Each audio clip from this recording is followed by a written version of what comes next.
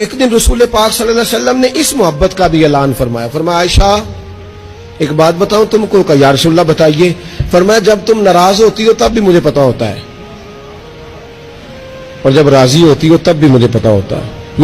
یہ دیکھو نرخ بازار محبت کا انوکھا ہو گیا, اور خود خریداروں میں شامل آ کے مولا ہو گیا.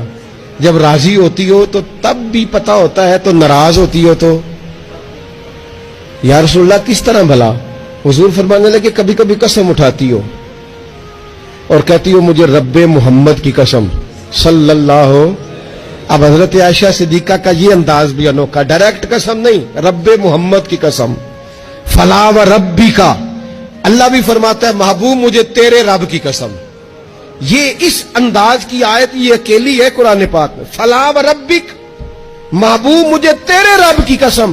حضرت عائشہ قسم اٹھاتی تو کہتی رب محمد صلی اللہ علیہ, مجھے محمد مصطفیٰ کے رب کی قسم.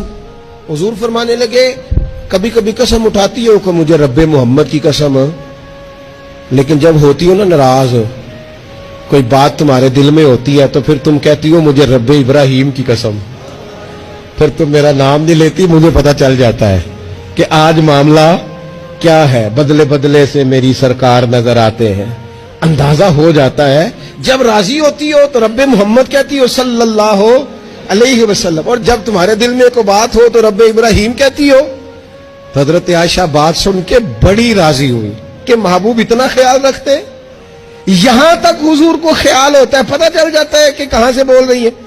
تو محبوب نے جب کہا نا ایسا کرتی ہو, تو حضرت عائشہ کہنے لگی حضور قسم مجھے رب محمد کی, میں نام ہی چھوڑتی ہوں, دل سے تو نہیں نہ نکال سکتی.